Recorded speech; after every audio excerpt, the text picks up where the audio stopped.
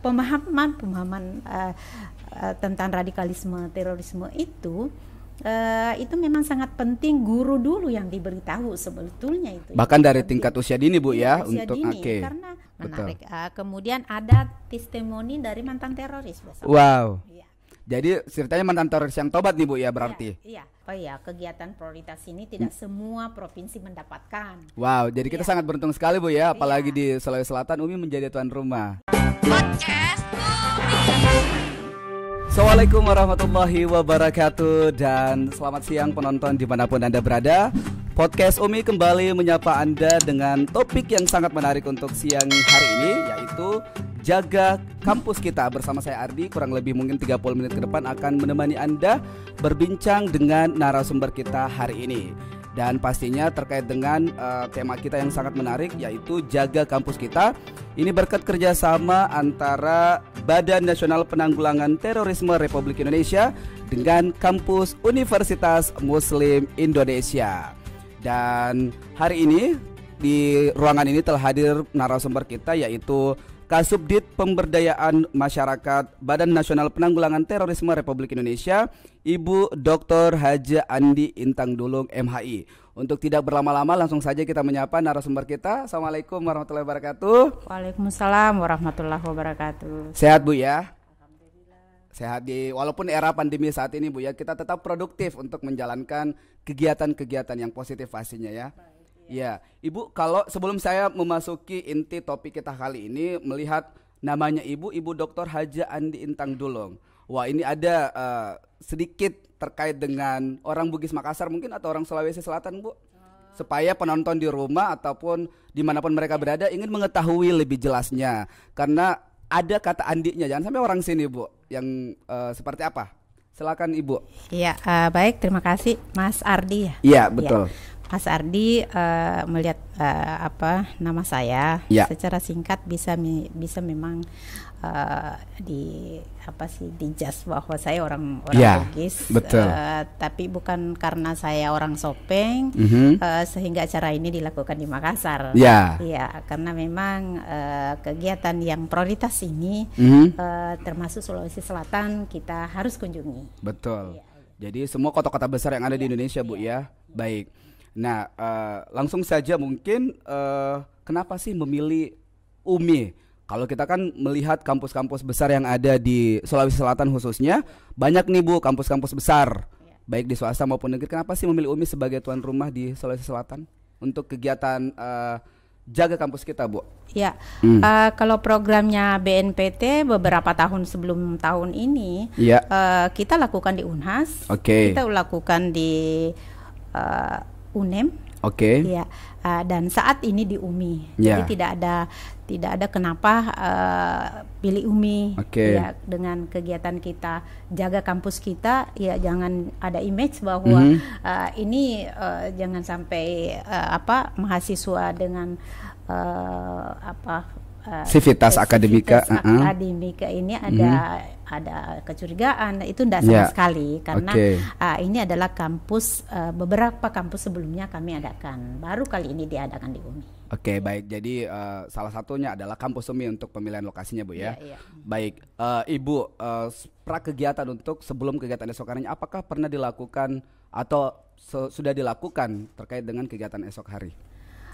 Kegiatan kita sebelum kita berkunjung ke daerah, tentu kita audiensi dulu. Ya, jadi beberapa sebulan yang lalu tim BNPT beraudiensi dengan pimpinan daerah, pihak gubernur, kemudian Kapolda dan Rem, lalu kemudian perguruan tinggi yaitu Pak Rektor Universitas Muslim Indonesia. Jadi memang persiapan ini ya kalau dianggap mateng, itu insya Allah mudah-mudahan sukses karena memang kita persiapkan jauh-jauh hari sebelumnya.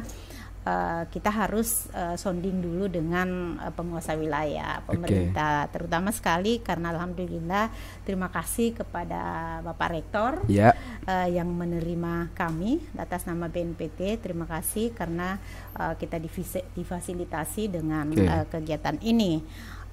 Kemudian tadi pagi tidak kalah menariknya, ini perah kegiatan kita di UMI. Malah tadi pagi itu kita melakukan kegiatan pelibatan guru-guru sekota Makassar. Wow. Ya, guru agama di tingkat SMP, kemudian SD dengan pendidikan usia dini. Oke, kenapa targetnya untuk khusus guru agama saja, Bu, untuk di tingkat SD? Itu sangat menarik memang untuk guru-guru dan bahkan tadi pagi itu dibuka oleh Wakil Gubernur ya. Jadi luar biasa aspirasi guru-guru, kemudian supportnya Pak Wakil Gubernur untuk merespon kegiatan ini. Nah, kami melibatkan guru-guru untuk ikut kegiatan ini karena mengingat sasaran-sasasaran atau masuknya pemahaman-pemahaman ya kita masuk substansi ya. Pemahaman tentang radikalisme, terorisme itu memang sangat penting guru dulu yang diberitahu sebetulnya itu. Bahkan dari tingkat usia dini, Bu, ya, usia untuk dini, karena banyak apakah itu anak-anak ini membawa dari rumah ke sekolah atau dari sekolah ke rumah atau dari lingkungan ke sekolah tentang pemahaman itu, karena sudah ada indikasi-indikasi seperti itu dengan berbagai anak-anak. Kalau anak-anak usia dini kita mengantisipasi apa yang menjadi hal-hal yang kita khawatirkan, ya kita undang gurunya. Guru tadi itu hampir 100 orang kita libatkan dari 3 tingkatan itu, ada SMP, SD, kemudian pendidikan usia dini. Dan pada akhirnya UMI kembali untuk melakukan kegiatan untuk esok harinya, Bu, ya. Jadi tidak menutup kemungkinan mungkin juga dari kaum mahasiswa ataupun staf ataupun sivitas akademika lainnya, ya, Bu, ya, untuk diberikan pemahaman terkait radikalisme ini. Peserta kita itu besok 3 unsur. Siapa-siapa saja mereka sih, Bu? Itu dari pimpinan organisasi, kemudian sivitas akademika, lalu kemudian para apa sih namanya di kampus itu pimpinan-pimpinan dari dekan, dari itu kita hadirkan semuanya. Sampai bawahan ke stafnya. Lantas apa sih sebenarnya target atau capaian yang ingin dicapai dari kegiatan ini, Bu? Capaiannya kita berharap mudah-mudahan dengan adanya kegiatan ini melibatkan sivitas akademika, kemudian organisasi mahasiswa, lalu kemudian pegawai yang ada di sini, para pejabat, karena memang bukan berarti UMI bersih dari paham itu, akan tetapi sangat penting di dalam hal pencegahan. Nah, untuk mencegahnya kami undang mereka, kemudian kami memberikan besok itu materi-materi, lalu kemudian berdiskusi, ada solusi mungkin apa yang menonjol di pertemuan besok itu dari beberapa sesi itu sangat penting untuk tindak lanjut kepada yang hadir, memberikan informasi pencegahan di komunitasnya masing-masing. Kalau mendengar tadi Ibu Andi mengatakan bahwa targetnya adalah pelibatan sivitas akademika khususnya di kampus UMI ini, bagaimana dengan peserta dari luar, Bu? Apakah mereka juga bisa join bersama kami di universitas atau di UMI ini untuk mengetahui seperti apa sih memang pembawaan materinya besok terkait dengan pencegahan radikalisme ini, Ibu? Kami mengundang karena ini kan masa pandemi, tapi kami tetap jalan, tidak menjadi hambatan. Apalagi ada sih sebetulnya kekhawatiran sebelum kami ke Sulawesi Selatan, karena daerah ini selalu merah, bahkan pernah lewat merah pandeminya. Syukurnya sekarang sudah sedikit untuk menurun, Bu, ya. Tapi kami dari BNPT itu sangat ketat dengan protokol kesehatan COVID ini. Jadi kami berharap semua sivitas akademika memahami protokol kesehatan yang dilakukan oleh BNPT bersama UMI besok itu sangat ketat. Mulai dari sebelum masuk peserta harus dan siapapun yang datang diukur suhunya, lalu kemudian cuci tangan, lalu kemudian semua peserta dibagikan di bagian suhu juga, diukur suhunya. Ya. Lalu kemudian facialnya ada. Ya, kemudian disediakan semua Bu ya semuanya, dari BNPT. Masker semuanya. Jadi mohon kiranya besok itu siapa yang bertugas di bagian registrasi, betul.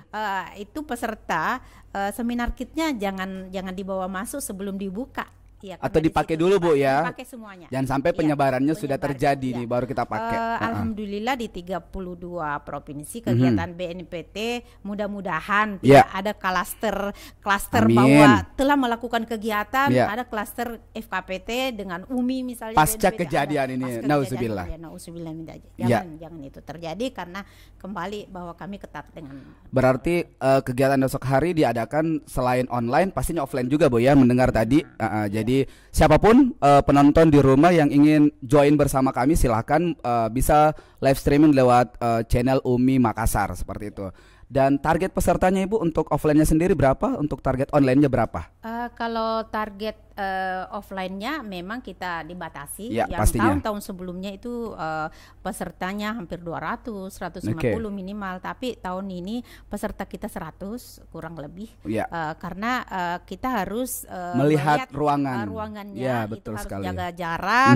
Lalu kemudian peserta harus nyaman karena memang peserta dari pagi full tidak boleh berdiri-berdiri. Ya, artinya kecuali kalau mau ke belakang ke toilet boleh. Lalu kemudian makanan juga diantarkan oleh petugas. Lalu kemudian makan siang juga tidak makan siang bersama. Box, jadi lunch box. Pulang. Kalau ada yang mau sholat tepat waktu difasilitasi silakan, tapi mungkin tidak berjamaah karena jangan sampai kita menghindari juga kalau gerombolan itu. Tapi memang waktunya itu kita harus paskan bahwa dia bisa pulang dan bisa sholat di rumah sehingga tidak sholat berjamaah di tempat ini. Kalau target online-nya Bu?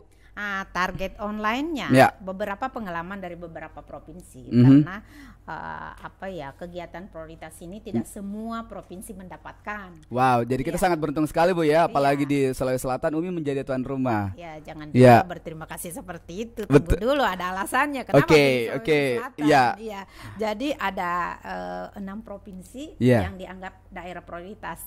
Bahasanya daerah prioritas karena setiap provinsi nggak mau dikatakan zona merah ya. Jadi daerah prioritas itu bahasa legowonya. Tapi untuk pesertanya live streaming ini kalau seperti Jawa Timur karena Jawa Timur adalah daerah yang sama dengan kategori Sulawesi Selatan. Di dalam waktu sehari penuh dari pagi berlangsung acara sampai sore sampai besoknya itu pengunjungnya sampai 24.000. Wow.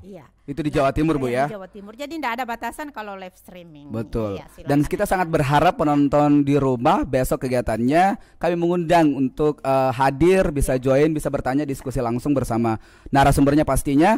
Nah, terkait dengan narasumber Ibu, siapa-siapa sih yang akan ditampilkan atau dihadirkan esok hari terkait dengan topik kita ini, jaga kampus kita dengan pelibatan Civitas Akademika?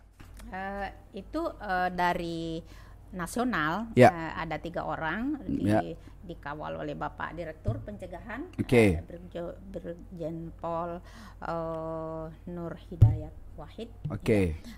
Itu akan memberikan materi tentang kebijakan Badan Nasional Penanggulangan Terorisme di dalam pencegahan di kampus. Kemudian yang kedua ada nama Bapak Hussein Ja'far. Ini kalau kita melihat sapaannya adalah Habib Hussein. Itu sangat pas dengan memberikan materi di kampus karena kalau dianggap beliau adalah Habib milenial. Saya kira jadi bisa saja dibahas dari sisi agama dengan yang up to date zaman now Bu ya, seperti itu. Menarik. Kemudian ada testimoni dari mantan teroris. Wow. Jadi ceritanya mantan teroris yang tobat nih Bu ya berarti. Kita harus menarik mendengarkan kenapa beliau itu sudah kembali ke jalan yang lurus Bu ya, kembali kepada jalan yang benar. Ada testimoninya besok. Itu dari Yudi Sulfahri. Beliau sangat menarik. Sebetulnya dari APDN lah yang orang Putra Aceh untuk memberikan testimoni. Oleh beliau itu sangat menarik, bisa bagaimana orang bisa mencegah dengan terjerumusnya dia, bahaya-bahayanya itu sudah disampaikan oleh beliau, sangat menarik. Berarti cuman ada 4 atau 5 ya Bu ya, kira-kira seperti itu narasumbernya. Narasumber kita ada dari daerah. Oke. Tokoh agama, lalu kemudian ada dari pemuda juga. Ada. Besok kita akan saksikan. Saya tidak bisa bersabar lagi nih Bu untuk menunggu esok hari. Apalagi menjelaskan atau mendengarkan dari pernyataan yang mantan seperti itu ya, mantan terorisme yang kembali ke jalan lurus. Untuk merubah mindset saja sebenarnya sudah susah Bu ya. Apalagi merubah perilaku atau habit dari yang negatif mungkin menuju yang positif. Dan inilah yang kita harapkan Bu ya untuk di Indonesia secara umum atau Sulawesi Selatan secara khusus, bahwa memang inilah yang terjadi, inilah yang ingin kita lakukan, bahwa dari negatif ke positif seperti itu. Memang untuk keluar dari ranah itu sebetulnya sulit. Ya, makanya jangan pernah mencoba. Betul. Ya, karena bisa kecanduan kayak orang merokok. Ngedrugs. Candu rokok itu kan sudah ada tulisannya. Merokok membunuhmu, jantungmu rusak. Tapi sama dengan ini, jangan coba. Paham ini sangat menarik. Karena jaminannya sangat indah. Wow. Oke, baik Bu. Terkait dengan kerjasama antara BNPT RI ini dengan Kampus Universitas Muslim Indonesia, setelah kegiatan esok hari, apakah akan dilakukan lagi kegiatan-kegiatan positif lainnya bersama Umi Bu? Itu mungkin bisa ditindaklanjuti dengan Umi sendiri setelah dia menjadi tuan rumah. Berarti format-format yang ada ketika dia mau melanjutkan, terutama sekali itu ke penerimaan mahasiswa baru, ini sangat penting dilakukan oleh Umi. Dan di sini ada forum koordinasi pencegahan terorisme namanya FKPT. FKPT. Yang diketuai oleh Bapak Imam Besar Al-Markas, Dr.